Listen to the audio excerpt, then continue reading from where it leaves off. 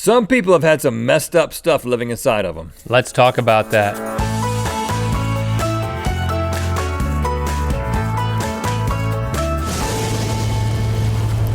Good Mythical Morning. Thank you and you and you and you for making us a part of your daily routine. All three of you. I'm already a little freaked out about this episode, but it is fascinating and we can get through it together and we can learn something and you can share these things at parties before people start eating. Parties. It's fairly common knowledge that we have organisms living symbiotically within us that benefit us. Hold on, what? Yeah, like this bacteria in the gut. I mean, we eat probiotic yogurt to put more of that bacteria stuff in there to help us digest our food and the happiness of that. And that's a symbiotic relationship. We both benefit a little bit from that, but there are some relationships that people have with things living inside of them that are not very symbiotic at all, and they will freak you out. So get your freak out glasses on. Yes. Those don't exist. Seriously shocking things just living inside humans. I've got the first one. Ron Sveden had emphysema for several months. You know, he's coughing a lot, feeling lethargic. And he goes to the doctor. Was he singing about it? Are you feeling lethargic? Some of you know what I'm talking about. He goes and gets an x-ray revealing a growth in his left lung, but it is not cancer. It turns out to be a small pea plant growing inside of him. That's why I don't eat peas. In his lung, a pea plant growing and living in there. Can you get this from canned peas? Because I ate a lot of those. I don't know, Rhett. The doctors said that the lung provided an ideally warm and humid atmosphere with which the pea could sprout. All pea farmers grow their peas in lungs. Well, why was this man breathing peas that could then sprout? My theory, because in lack of a better one, is, hey, you need to just breathe easy. And he's like, what? Breathe peas? I don't know. They surgically removed the pea plant, and Ron is fine. He's my pen pal. Okay, speaking of pea. Hey, Ron. In India, they liked my joke about the breathe easy. They didn't. A 14-year-old boy went to the hospital saying, I can't pee, I'm having trouble peeing. Oh. Doctors did an ultrasound and they discovered there's an object in his bladder. They open him up and they find a 2-centimeter long fish. What? Somehow a fish went through the pee hole.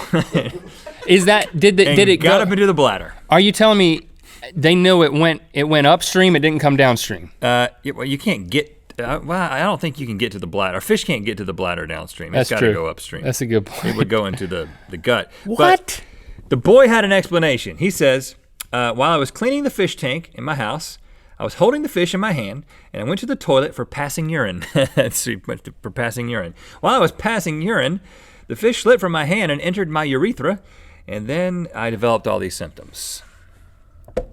Okay, this is... There's a lot of holes in this story besides the pee hole. Yeah. I have a theory here. You know, I do this sometimes when I'm really cleaning something. Sometimes I just get into it. Yeah, I think this kid was cleaning the fish tank and he was like, I gotta get down in there, and I just happened to be naked, I guess. And then you're in water and it's a little lukewarm and then you start peeing. There are fish that can sense the pee stream and they swim up. That happens in the Amazon. Don't pee in the Amazon River, for goodness sake.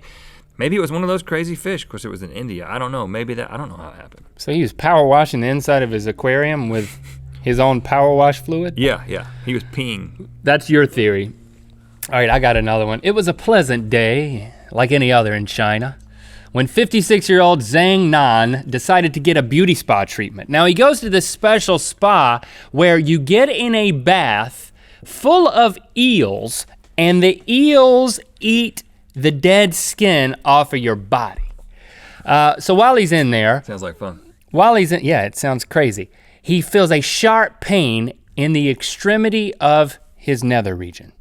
Oh, same thing as the boy. And he looks down in just enough time to see that an eel has started making its way up the highway. The old eel in the eel trick. He grabs it. Of course, wouldn't you? But then it's so slippery, it slips out of his hand and continues to squirm all the way up inside of his urethra. And he goes to the doctor, undergoes a 3-hour operation. Did I mention the eel was 6 inches long? What a nightmare! To see it, to grab it, and then, no, don't do it, please don't. There it goes. You wouldn't enjoy this? I haven't enjoyed it. He paid for it though, think about it. He paid for this treatment. Yeah, that's the sad thing about it. He paid for the treatment, then the removal. Oh my goodness, I would be yelling at the eel, there's no dead skin cells inside of there! Yeah, if I ever have to choose between the eel and the fish in that place, I'm going with the fish. Just me, going with the fish. How about this? Miss Lee in China arrives at the hospital complaining of an itchy ear. I've had an itchy ear before. Mm-hmm. She went to the doctor and the doctor looks inside of her ear, sees a spider in there. Oh gosh, no. The spider had been living in there for 5 days, and this is no ordinary spider. This is an actual picture from that situation, right, Eddie? I think so. Oh gosh. This is a spider with spines on its legs. It's a hairy spider. This is the kind of spider that could do some damage. It had been living in her ear for 5 days, and they just put some saline solution in there, and he came right out. Really, he crawled out?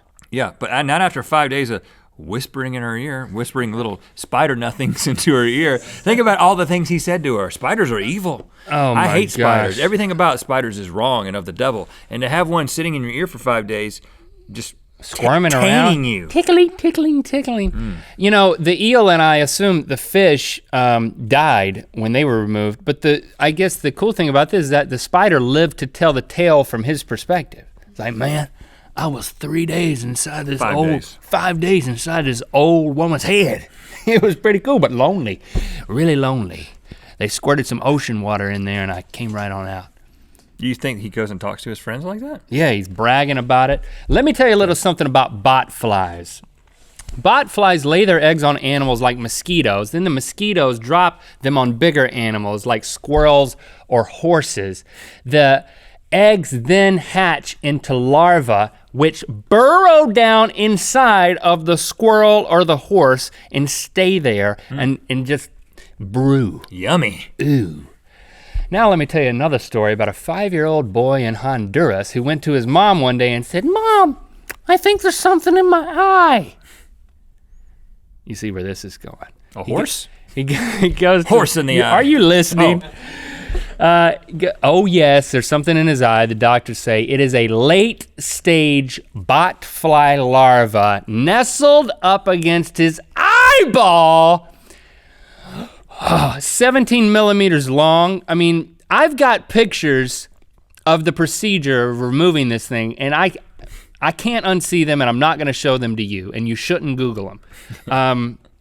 They had to do a Bunyan style incision on the old conjunctiva. Oh, yeah. And they pulled it out, and the larva was dead, but that thing just, it wasn't in the eyeball, it was like nestled up around the outside of the eyeball. Yeah. I mean, this sounds like the kind of thing we would eat on this show. You know, larva in 5-year-old eyeball. That's where we're going with this show. You realize that's where this is going to end. Oh man, but it just feels violated, don't you? Okay, this one's weird. 36-year-old Senju Bagat had a big belly. That's where this all starts. He had a big belly. He looked like a pregnant woman, really. Oh wow. Or just a guy who really enjoys beer, like Milwaukee's Best or something. Okay. Oh, okay.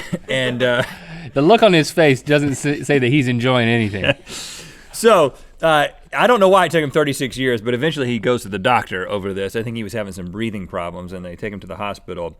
And they're like, well, surely this is some sort of tumor. You've seen that kind of situation where there's a tumor in there. We got to go in and get it out. Yeah. The doctor's going in there. It's not a tumor. It's his brother. What?